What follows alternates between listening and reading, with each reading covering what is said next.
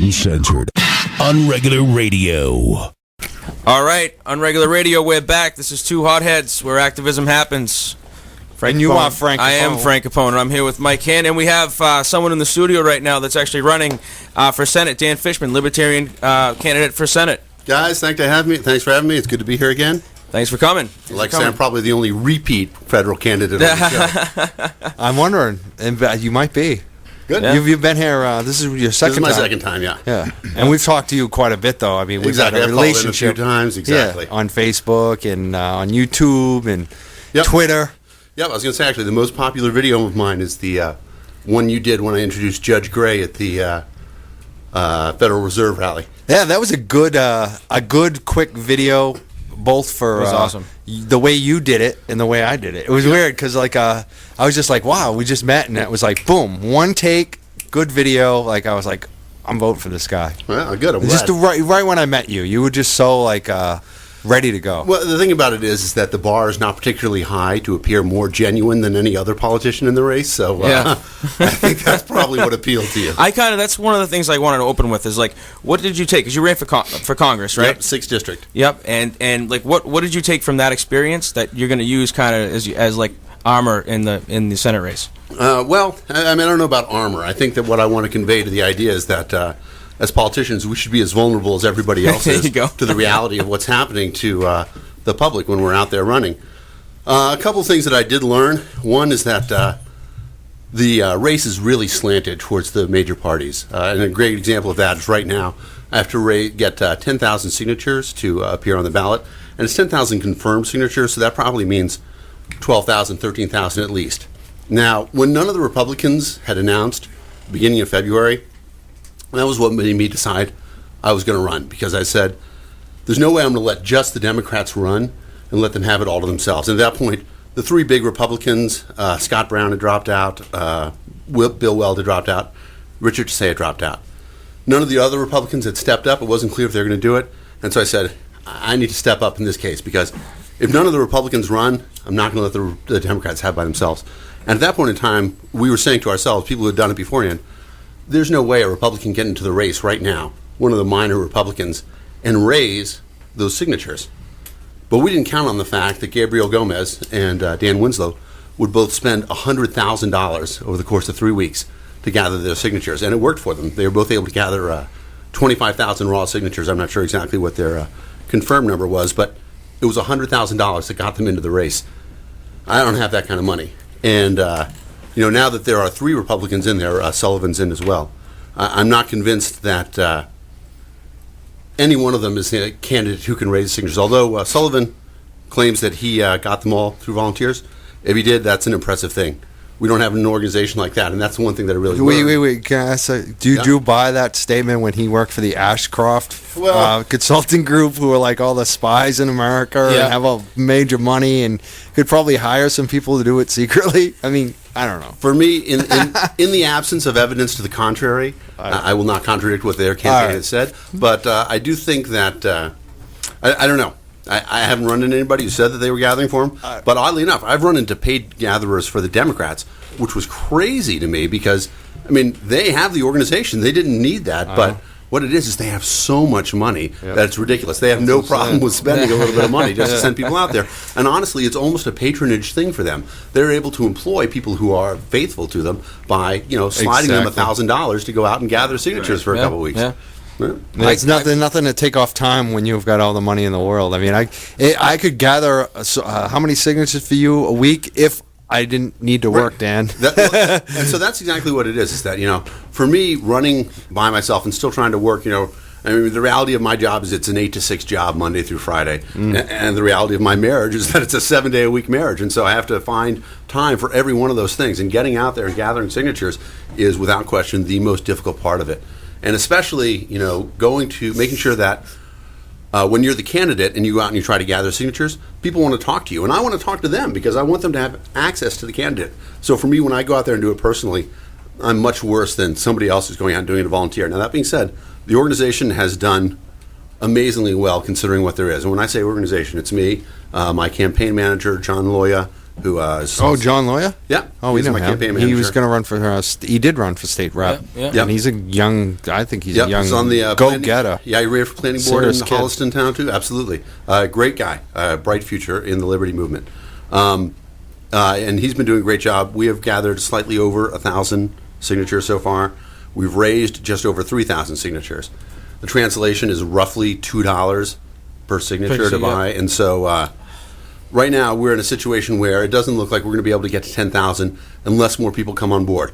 But there is plenty of time left. Bob Underwood ran as Libertarian for Senator many years ago. He was able to gather the 10,000 signatures with 200 volunteers in 3 weeks. So if we can get people to step up right now, and they can contact the campaign page. Can they go to your website, fishmanforsenate.com, right? Exactly right. And there's a volunteer page on there. And, we can get signature papers into your hand. If we can get, 200 people to step up and gather 50 signatures each, we're there. Yep. And so who can sign your petitions? Anybody can sign, because I'm a third-party candidate. Okay. And so it doesn't matter if you're a Republican, Democrat, unenrolled, whatever. Anybody this is a registered voter in the state of Massachusetts Can sign your petition. can sign my petition. That's awesome. That's awesome. Is there any money there, too? Because, we know some petition I've gatherers done that who might for do work it for before, free, too. and Yeah, even maybe $1 a signature. Like, we work something out and Absolutely. get some... Email me and ask me. A few people have done that already. And so, we are spending the money that we have. The debate right now is really what is the best way to spend that money, that $3,000 that we have left. And I can tell you, we just spent $500 of it on sort of Facebook promotion saying we need more money at this point in time, because I think that's probably the most efficient way for us to be Give money. advertising. Give money to the campaign if you want them. And that's the thing about it. Again, it's the sort of thing that we say, $30,000 will get us on the ballot. We'll hire a professional firm that will gather the signatures.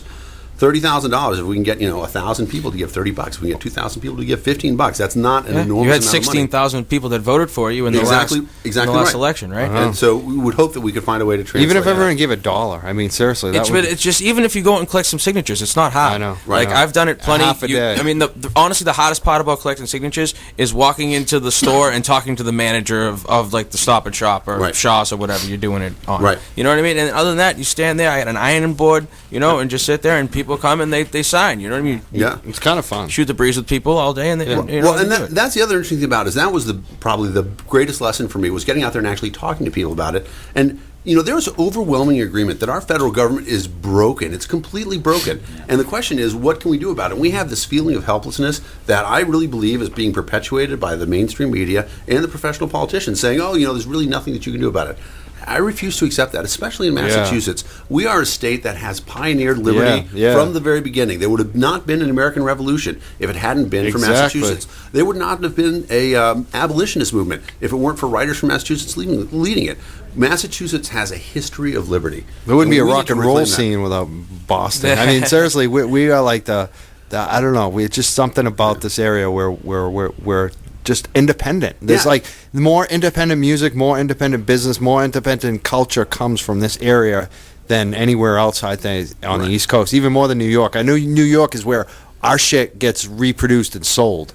Well, I mean, that's the difference. So if I'm going to be open, I have to give you some of the negative things about me. And one of them is that I grew up in Texas. Now, Texas has an amazing sense of state pride.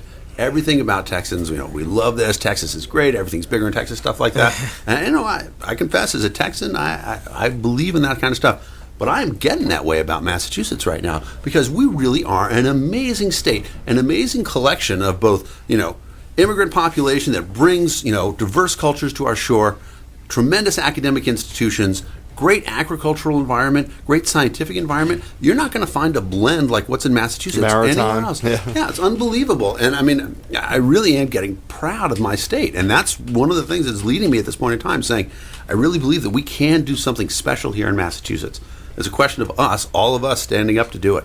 Yeah, I think there's a lot of people that agree with you too. I was reading a Framingham Patch article that was written, about you running, and there was a quote in there from a gentleman who said that he was choosing to vote for you because that you were a person that he felt he could trust. You were a trustworthy person, and just a regular guy, and like. I'm sitting here next to you, and you definitely are just like, you're a regular dude, and you're running for Senate, and... Not that regular. What? I mean... That's what sets you apart. I didn't mean it like that. No.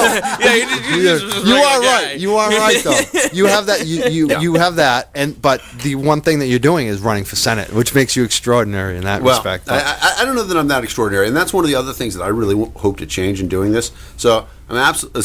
unless I win the Senate campaign, I'm absolutely running for Congress in 2014. And I'm putting it out here right now in my district. If there's a Green who wants to run, I will back your campaign and your signature gathering. So when I go out and gather signatures for myself for my congressional campaign, I want to do it for a Green as well. So yeah, I like that. That's awesome. That's awesome. It's what it's about. Get those issues and ideas out there outside of the main two. Absolutely, absolutely. The corporate. I worked for Jill Stein actually, and I worked for the Libertarian Party. Yeah, so it's funny. So I share that exact same sentiment of how we end up. I just have a question. So you mentioned liberty earlier, right? Yep. Liberty kind of is becoming a dirty word in a sense, right? Not to me, but in the way that so I know there's a lot of Republicans, right? People who are registered Republicans, but they're libertarian leading. So you're your Rand Paul pack of liberty Republicans, right? And I hear them lament all the time, why isn't Dan running as a Republican? Why isn't he running as a Republican? I can't openly support him because he's not running as a Republican. I can tell you why. So one of my favorite quotes, this guy named Frederic Bastiat, he's a liberty writer, French guy, 300 years ago. And he said, the worst thing that can happen to a cause is not for it to be skillfully attacked, but for it to be poorly defended. And that's what's wrong with the Republican Party right now. They have been the defenders of fiscal conservatism, but they have been marrying it to social conservatism, to a social platform from 1950. Yeah. And so when that goes downhill, as it's going to, because it is so completely ridiculous what they're advocating, when that goes downhill, people are taking fiscal conservatism downhill with it. Yeah. And that's why I can't be a Republican. I was a Republican in the early 80s, but as the party started to change, as the moral majority stepped in, as they started to, not that I'm that old, but yes, but as the moral majority changed in, and they changed the party so that social issues became a big thing for them, they moved away from becoming a party of limited government. Because if you believe in limited government, you should believe in it all the time. One of the most important things that Gary Johnson did during his presidential campaign was he changed the phrase. He's not said, I don't want to say anymore that I'm fiscal conservative and social liberal. I want to say that I'm a fiscal conservative and socially tolerant. Because tolerance is something that means you tolerate things that you don't even agree with because of the fact that you are tolerant and you accept the fact that we all lead our own different lifestyles. Because you have love. I think that's another one, too. That the conservative movement needs to recognize that that's where the Democrats are beating them, on the compassion, on the love issue. And I think we have to remind them, I'm a conservative, but a lot of these moral issues come down to love. I'm not going to... I'm just not going to destroy or penalize someone based on my morals. Let them figure that out. And part of the issue, too, is that, these issues that are super important to me, people say, there has to be a safety net. I 100% agree that there has to be a safety net. And that's why I don't want it in the hands of the federal government, because they've proven that they blow everything that they touch to hell. I know. And so let's find a way, because... a lot of people, one of the phrases that drives me crazy occasionally is I'll talk to people and they'll say, that's what I pay taxes for. Paying taxes does not absolve you of your responsibilities as a citizen, as our responsibilities of neighbors to each other. We are human beings and we share the planet with each other. We should have a sense of compassion so that we are able to help people. And, one of the things that always strikes me is that in my Stop and Shop, there's a food basket. And all the time you see people, it's food for the homeless, and all the time you people going past and throwing cans in there. Because that works. It's on a social level, it's on a personal level, and you're able to see it. Now, if you say, but I need you to also give $5 for disaster relief fund in California, that's more abstract, and it's difficult. Now, we might be willing to do it. As Americans, we're very charitable people. When the tsunami strikes, something like that, we all throw money into these things. But it's so abstract that it's a difficult thing for us to visualize. On a personal basis, in our local neighborhoods and communities, we are much more responsive. And even on a state level, the state is bigger than, the 13 colonies were when there was a revolution. 6 million is, I believe, the population. 6 million such is the population of Massachusetts right now. It's an enormously large community, but we have enough issues in common that we're going to do a better job of being responsible to each other than a nation of 330 million people will do. We are so abstracted at this point in time. I'm going to say it, this maybe, we'll see if this is my most radical thing to say, but I'm going to say it right now. American-style democracy does not scale to 330 million people. There's too many people, there's too much power, there's too much political interest in running that power that we're never going to have a government that's going to be accurately representative of the people when it's that large. Yeah, absolutely. And then you have all these inherent flaws and the abuses that they've taken recently. You have a question? Absolutely. I mean, there are. I'm curious as what you would think as say you get elected senator, right? Mm-hmm. How do you feel about a national like referendum. Okay, you say like this country is like too big now to really be operated the way under the current system. Like, do you think putting something in place like a national referendum thing where we could actually affect federal law at the ballot box? Well, I mean, we can. It's not like the people are emasculated by anything other than what we're being told and what we're actually doing. But one of the things that we forget is that we actually have the ability to amend the Constitution without congressional involvement. It's happened only once before, but it's written in there. When Prohibition was repealed, the reason that Prohibition was repealed at the state level is because no politician wanted to come out and speak against Prohibition because they were afraid of the consequences of the temperance movement. So instead what happened is people convened constitutional conventions in their own states, and they were able to get a majority of constitutional conventions at the state level to pass an amendment.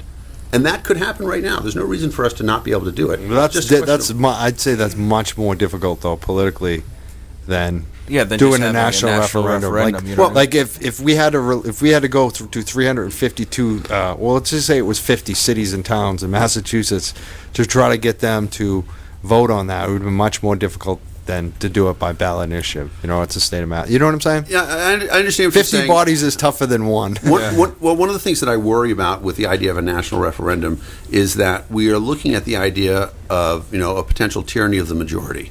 We don't want to have a situation where 51% of the people tell 49% of the people, this is how we think you should live. Yeah, I understand you on that. And so we do have these balances set in, that the idea that, people complain about filibustering, but there's an idea that the Senate is set up to be a body that the states are relatively independent. And that even if a majority of people feel some way, you have to get a majority of the states behind it. In fact, you have to get 2/3 in many situations, ratifying the Constitution and something like that.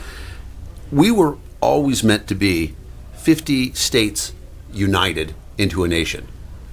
And that's in our name, 50 United States. We're not meant to be 50 unified states. We're not meant to be a one rule governs us all. We're meant to be 50 laboratories of democracy. Say whatever you want about the Affordable Care Act. It could never have come to pass under the current situation, because what's happening right now is we have a situation where states cannot innovate anymore. We're meant to be engines of democracy. We're meant to try something out in this state, and if it works, great. Everybody else is going to jump on board. If the Massachusetts healthcare plan had worked, New Hampshire would have been knocking at our door saying, you know what? Your plan works, and the more people in it, the better it's going to go. They would have joined in, and we would have been happy to have them. But they're not doing that. No. Well, right. But what about if we did it with marijuana? Like New Hampshire would be there in a second. They're already doing it with medical. Watch, they're going to have it in this next. Well, so I went to high school out in Colorado, and Colorado has gone to legalization completely at this point in time.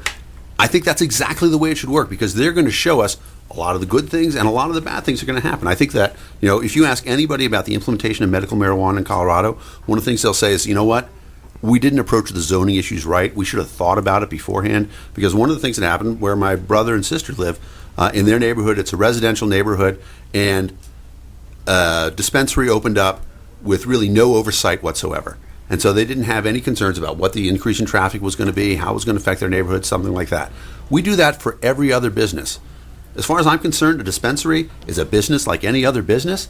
Let's take what we know about how commerce works, because this is what we're experts at in America, right? We are experts at business. And let's apply that to making these businesses work absolutely the best they possibly can. Instead of just saying, oh, you know what, it's a taboo subject and we're not even going to talk about it. We're going to close our eyes and say, medical marijuana dispensaries. It's funny because that's the problem with this whole medical thing. It's exactly what you said. You diagnosed it. And the second issue is then it's either they go crazy and say, outright ban, we don't want it at all. Right. We're not going to deal with it. Fuck you people. Fuck you patients. Or what you just said, they do nothing because they're too afraid to make any rules. Right. That's what's happened in California too. In the cities and towns, they've either. One of my favorite statements is, and I don't even know which politician said it first, but those damn kids and their rock and roll. Yeah. You know what? It's always true. There's always something new that comes along each generation that the old generation is saying, oh, that's not the way it's supposed to be. That's not the way it's supposed to be. We have to find a way to say, listen, the one thing we know about our society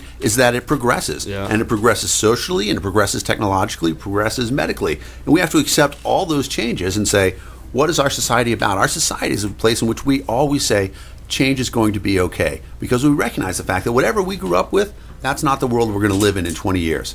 And it's here, right? Medical marijuana is here to stay, and I personally believe that complete legalization is around the corner. Yeah. I really don't think it's that far away.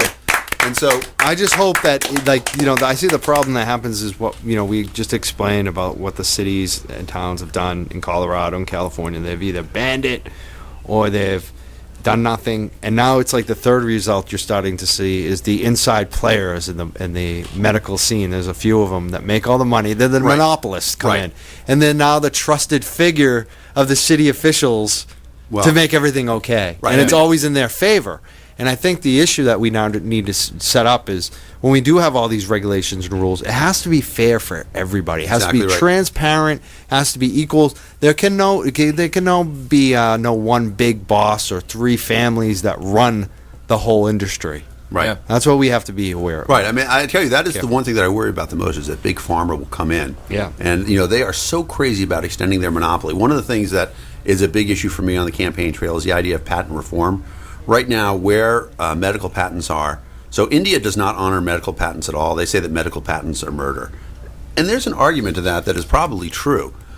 Certainly, what's happening right now, Big Pharma will not release a better version of a drug that they have on the market because of the fact that they get a patent for X number of years on that drug. And if they release the new drug while the other one is still under patent, they're killing their profit margin. It's like red shirting. Exactly right. Because it's like red shirting, if you don't waste a year because you only have, if you have 8 years and then you can put out the new one, you get another 8 years, so you get 16 or whatever it is. Right. And so that's a case in which the government, by granting them these patents, is actually working directly against the health of the people. And, I understand the idea that the pharmaceutical companies, they're putting a lot of research into it, and, I have a lot of friends whose lives are extended through the miracle of modern medicine. So I'm not complaining that, medicine is not a good thing or anything like that. But there's got to be a way to recognize the fact that the people are the primary institutors of the law. And you should not be able to use the law to disadvantage the people. So what would be the result of that? I mean, that definitely deserves that. Well, but how do you regulate that, right? Well, there's no question about it that it's a tough thing. But certainly for drugs that are derivative of other drugs, a perfect example of this is there's a drug on the market that right now, when the people get it, it has to be injected. But they have a subcutaneous form where, it's one of those things, and you get the shot, just like on Star Trek. It's a lot healthier, a lot less chance of infection. It's just a safer way to give the drug. They are holding out on that until they get to the end of the injected ones. That's the sort of thing that we can recognize. This is a derivative drug. We know that it should be tied into that one. If you want to come out with a derivative drug, let's not give them an extension on the patent. Let's say, you know what, we're going to give you a couple extra years on this first patent, but we're not going to say, you can hurt the people by doing it. And in fact, I would say that if one of those things where it comes out right at the end, we have to say, look, we know what you've done here. You have deliberately delayed this relatively minor innovation because of the fact that you wanted to extend the life of the profit margin. Yeah. I mean, there has to be a little bit of common sense in that. And a lot of what we're missing right now in government, and this is sort of my campaign slogan, was that common sense requires common people. We have a set of rigid rules and rigid politicians who are implementing a government that is so rigid that it is no longer responsive to the people. And that's one of the reasons that, again, I think that government has gotten too large. Yeah. If you are in your city or in your state and you're able to get access to a local politician, you probably can have some influence in terms of what's happening in government, what's happening in your neighborhood. John Tierney, who won the election in the 6th District, when I spoke to him and I saw people come up to him on the campaign trail, I was able to see a lot of people who, and don't get me wrong, he and I disagree on a lot of things, but they were able to get some FaceTime with him and talk to him about some issues and get a little bit of a response. It shouldn't be like that, though. It shouldn't be like where you go in and you have to, see the guy and kiss his ring. Yeah. If we have a smaller scale government, it's not a question about you going out there. You should be in contact with people who are actually making decisions about your life, and they should be aware of your input. Like one of the things that shocked both candidates when I was running against them was the idea that there were this many people who were actively involved in liberty. I'm like, guys, the liberty movement is coming on. What's happening that you're not hearing this? And what's happening is that, they're sort of in these ivory towers right now. Dan, some people, when you say big government, they kind of like hearing that, but then they come from the progressive angle and they think, well, who's going to keep the big corporations in check? And that the issue is really about the corporations. So, how do you, what's your response to that viewpoint, since a lot of people might have some common So another thing I like to say, I call this Fishman's Law. In the beginning, corporation is a legal construct. It's created by government, And the idea is that it's created so that a person, a businessman, can take a risk. And if the business goes south, you sue him and the corporation will allow you to sue the business, but he's not going to lose his house because he made a bad business mistake. Corporation is actually a useful legal construction. In the beginning, the government created the corporations so that businesses can make money. The problem is that right now businesses are creating the government so the corporations can make money. Corporations are creating the government so that businesses can make money. And that's a real problem.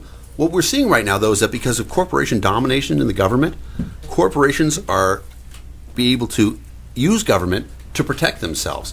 In a lot of cases, you see government actually protecting corporations against citizens, limiting liabilities and lawsuits. You see, protections like we were talking about patents, where the government is setting up laws that are protecting the corporations and their profit margin from the people. We say, who's going to go after the corporations? We have a justice system. We have a legal system. Nobody's talking about getting away with your right to sue. Sure, but the reality of the situation, though, isn't it that the corporation has more means to just keep it in court and keep, postpone and beat you down when you're just say someone going up against a fracking company, right? Yep. That's a good hot example, right? Yeah, absolutely. So somebody's going against a fracking company because the fracking company fracked in their neighborhood, and now all of a sudden there's natural gas bubbling up from the stream that's in their backyard, right? Or their water is foul. No, I mean, how do those people fight? Right. I mean, it's almost like the Swingers movie. How do I kill the rabbit when I got these big sharp claws and teeth? We have the means. I mean, fracking is a great example. I mean, we can look at Aaron Brockovich, examples like this where activists are able to get together and people are able to pull together. Now, can one person alone stand up against a giant corporation? It's certainly difficult. But can 10 of us together do it? I think it becomes a lot easier. There's no question that there has to be a coalition of people to do it. My question is that coalition better enforced when it's us, a coalition of the willing, or when it's government where we are split up among our opinions of what should happen? If you ask some people about fracking, there are going to be some people who say, yeah, I want those lower gas prices. I want what's going to happen, stuff like that. There is not a unanimity of purpose about this. True. Mm-hmm. I think it's one of those things where we have to say, what is the best solution? And I think the best solution is for people to sue and say, you have harmed me. Yeah. And if they can prove that in a court, they should be entitled to damages. But with fracking as an example, though, if we keep on that, I don't think that you're anti-regulation, right? So for the Democrat, out there that's going to try to say that you are, this crazy person who just believes in the Wild West form of government, right, no regulation whatsoever, you clearly don't think that. And it's clear that, the ultimate capitalism book, right? Adam Smith's Wealth of Nations. Uh-huh. Adam Smith says in it, two people of the same trade seldom meet, but the conversation ends in a conspiracy against the public. And I absolutely believe that's true. If we let businesses just run with no oversight at all, absolutely, they will be conspiring against the public. Absolutely. And they are, operating within the public venue, and so we do have a right to have some oversight over them. Yeah. The question is, what is the point of our regulation? If the point of our regulation is to ensure public safety, I'm all for that. For example, the California bill that will have transparency on labeling food, I am 100% behind that. I think it's very important that we have a situation in which, we understand what's going in our food. Yes. But if you ask me what I think about GMO, I'm going to want to talk about the science of it as well. I want to talk about Norman Borlaug, who, one of the few Americans to win the Nobel Peace Prize. When he won the Nobel Peace Prize, it said, for saving 1 billion lives with a B. Nobody knows who he is. He's a food scientist. He invented strains of wheat that were able to grow in the famine in Mexico, and a famine in India, and a famine in Egypt. He saved 1 billion lives. None of that would have happened without GMO. There's food science, and there's food science, and there's food science. And I think a lot of it's technology and how you're using it. It's exactly right. And we can't be Luddites, and we can't keep our head in the sand. We need to realize... sometimes the slogans kill us, too, like the words of the labeling. Right, and Let me ask you another question. Go ahead. I'm losing my I had this great question, and I'm losing my train of thought. That would almost happen to me a minute ago when I asked you. Yeah, because we were getting so caught up in it. Well, I know what it is. Okay. You basically... Talking to you, there's so many. You bring up so many good points that are not even thought of before, and I like that. If you were in the U.S. Senate, right? Elizabeth Warren just made a great kind of on the subject. She was going after these the banks regulators, the regulators, the SEC, the other, the basically government. How many lawsuits did you bring? Yeah, why didn't you actually take these people and put them in jail? Yeah. How many times? And they said, "Oh, we just settled with them. We fined them. We took money from them." So AIG would have a fine of $1 million for something when they should have been out of business, not getting a $100 billion bailout, and nobody has gone to jail. That's an issue. You can see her starting to form that she's going to be going after these banks. Ron Paul was all about the Federal Reserve and getting transparency. What would be the issues in the U.S. Senate that you would be focusing on? Who are the people that you would be working with in the Democrat and Republican Party on these issues? Ron Paul's reached out to Barney Frank on legalization. Yep, 2306. Tell me about that. What would you? There's almost so much time we have in the day. What are the top ones you would spend the time and you'd want to be involved in if you could? One of the things that I think we can do right now is what are our core issues? Our core issues are mostly how are we going to eat, where are we going to sleep, what are we going to do for rent. In terms of food issues, I think that a lot of that stuff is done best at the local level. If you see what's happening right now in terms of regulation for fishing on the North Shore, is a big issue for my district. The rules are being set by Washington. Now, I understand that the ocean is a public trust, and the idea is that, I understand the story of the tragedy of the commons, and that if everybody gets involved, people aren't necessarily going to do the best that they can for everybody. They're going to be a little bit selfish about it. But the idea that all Massachusetts fishermen are going to fish the ocean dry, that doesn't strike true to me. I think that there's an example of a lot of situations in agriculture and food where we can say these things can be resolved better on a local level than they can be on a federal level. The idea like raw milk, for example, is a great example of this. Okay, people believe whatever they want to do about raw milk, but a lot of people feel like it's their medical marijuana. They believe that it treats a lot of things. It's a panacea. It cures a lot of things. They ought to have the right to pursue that, and if they believe it, do what they want to. But a lot of the issues with raw milk comes down to the USDA and federal issues regulating the transport of raw milk across state lines, other things like that. Let's understand that our food issues, first and foremost, we can make a lot of decisions on the local level and restore a lot of power. Now, the USDA has done some great work, and I don't want to take this away from them. For example, we've had some significant issues of nationwide food contamination. We had an E. coli scare in a hamburger a while back. The USDA was able to do a great job of that sort of thing because they had the information, but they can have the information without necessarily having the power. I don't have a problem with having a regular understanding of, these are the issues around our food source, a Center of Disease Control, stuff like that. I want to say, though, that it's important to understand that the states and the people who are closest to the issue are the ones who are best informed to make a decision at that point in time. And so I would say that's probably the first thing that I would think about is what are some of the regulations around the USDA, around food, around agriculture that we can take a better job of doing at the state level than we can at the federal level. Yeah, putting the state first, getting Massachusetts. Right, and one of the other things about that, though, is that when you start saying stuff like that, people start going on. People start talking about states' rights, and immediately states' rights is a bogeyman to some people, and that they'll say, if you talk about states' rights, the next thing that's going to happen is the South is going to return to slavery. Yeah, I always say that.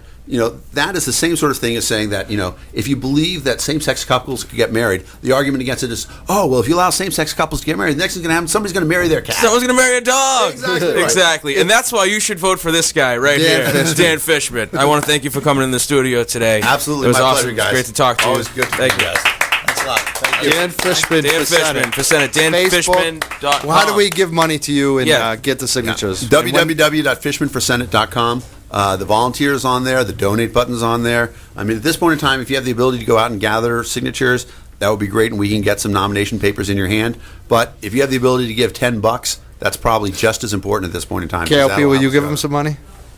Of course. KLP just quit his job, and I'm asking him for money. No, I didn't quit. That's awesome. Laid off. You retired.